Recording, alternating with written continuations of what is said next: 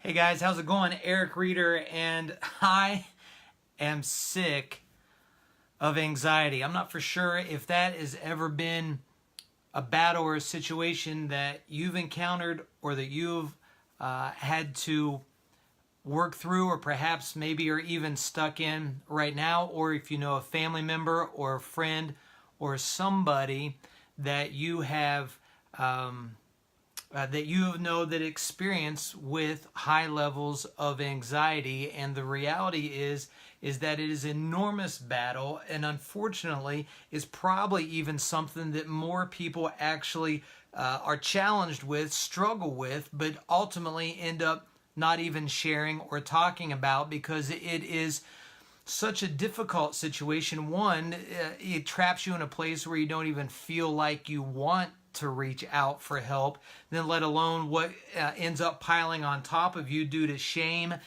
due to guilt, due to some sense of condemnation or some sense of being less than, because it looks like everybody else is making it just fine, but you feel so trapped, you feel so stuck, you feel so overwhelmed, it's hard to even breathe at times. Am I right about it? Does anybody know what I'm talking about when it comes to that?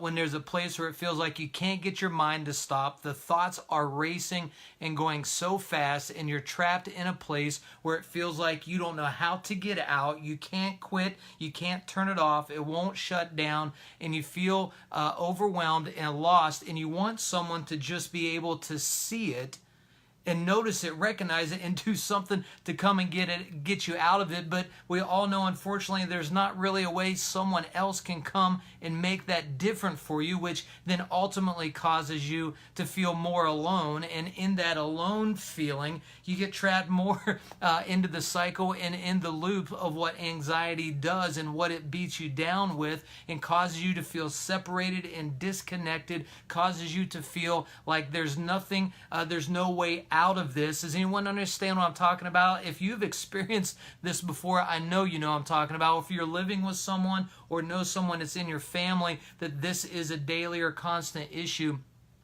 it's a big struggle. And so in my book, Hope Equals Bold, I really wrote about this a lot, because hope became a very significant emphasis in my life as God spoke to me one day in my heart and said, I want you to carry the message of hope in the earth. And I have to be honest, my first response really was no thank you. I honestly said back to him in conversation, I said, don't make me do that. I said, I'm not a Hallmark greeting card. That's what that felt like to me. I'm like, I don't want to be Guy Smiley. I don't want to be a little Hallmark card with a pretty little scene of a mountain and a stream and little bunny foo-foo down in the corner. I didn't want to do that. I didn't want that to be me. I come from a hardcore music, punk rock background that just felt like I didn't know how to make that work together. But then the voice of God spoke in my heart, and he said, that's because you don't know what hope is. And that got my attention very quickly. And I said, okay, talk to me about it. And he started to unravel and reveal to me the truest place of biblical hope that we've now been unpacking and walking in the last 5-6 years of our life, that has created an entirely different situation. And it's been a significant key of how I've walked out of the trap of anxiety. A matter of fact, it became how I even was able to understand how hope is trusting love, while anxiety is trusting fear. And so it's not really so much an anxiety issue, it's a trust issue. And the thing is, matter of fact, I probably ought to better say it like this, that it's not even so much a trust issue, because really, ultimately, nobody has a trust issue.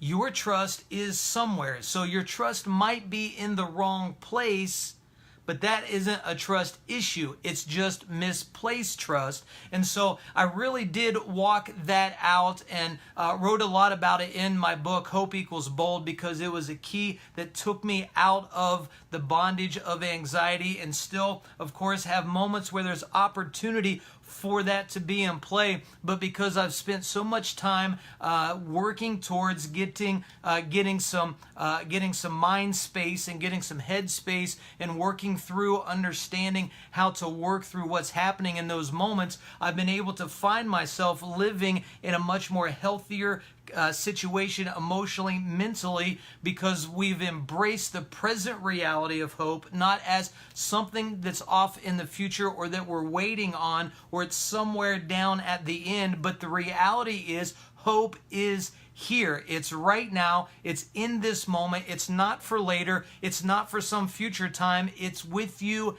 in this moment. And so there's a lot I could go on talking about. I know this topic is a hot button topic. I did a live video in 2017 or beginning of 2018, almost a year ago, that went viral. I'm going to post it in the comments below because you'll want to jump in and see that one as well. It caught on fire because it was so relatable, because so many of us literally live in that scenario. But I'm totally sick of us living that way because we don't have to. It doesn't mean that there won't be opportunities for anxiety to find its way trying to get in and trying to draw our trust over into the wrong direction. But you have the opportunity to step into the power of who you are and make bold choices, make bold decisions, even in the moment where it feels like you're incapable. There really is that option. I know I've been there. I know I've had to walk through it. I know I've been one of those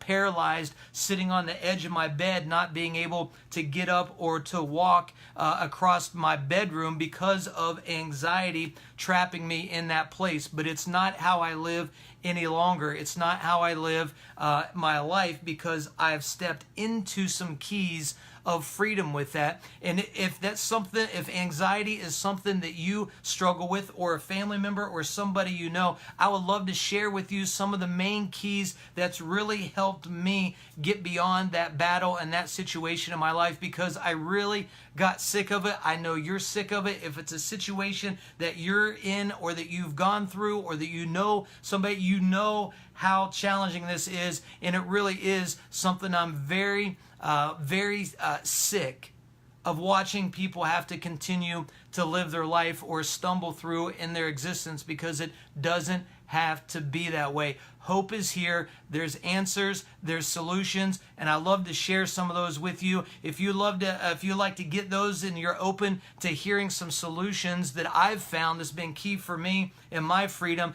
drop me a direct message, get over in Messenger, and let me know that you would want those. I'll send them to you, because I want to see you, if you're in the place of being sick of anxiety, I want to see you move into healthiness, into wholeness. I want to see you move into a place where it's no longer a controlling factor. Even if there might be opportunities to come along the way, you can have the resources to find solutions. So if you're open to that, again, hit me in the Messenger, drop me a direct message so I know that you want it. I'll get it to you as quick as I can. So I'm sick of it. I know you are. Let's move in freedom. Let's move in victory. Let's be bold. Let's embrace the present reality of hope that is our trust in love, instead of being trapped with trust in fear. If my book, Hope Equals Bold, sounds like something you'd be open to seeing as well, you can find that over on Amazon. Just search Hope Equals Bold, and it'll get to you in 2 days if you do the Prime thing, and it'll be a significant help. This trust thing's a big deal. My book is 10 chapters small. I wrote it like in a daily study format of 10 chapters, and 2 of the 10, so 20% of my book is working with the trust situation. So that's how vital it is. That's how important it is. And I think you will be completely rearranged in your thinking by embracing the reality of hope, because the Apostle Paul wrote and told us in 2 Corinthians 3:12, we have this hope, so we're very bold. We have the opportunity to get sick of this situation and move beyond it. I'm with you. I'm behind you. If you're open to some solutions I've found, hit me up in Messenger. I'll get those to you. If my book sounds like something you'd be open to getting that resource as a help, you can do it on Amazon. That'll be amazing. We'll talk to you later. Have a good night.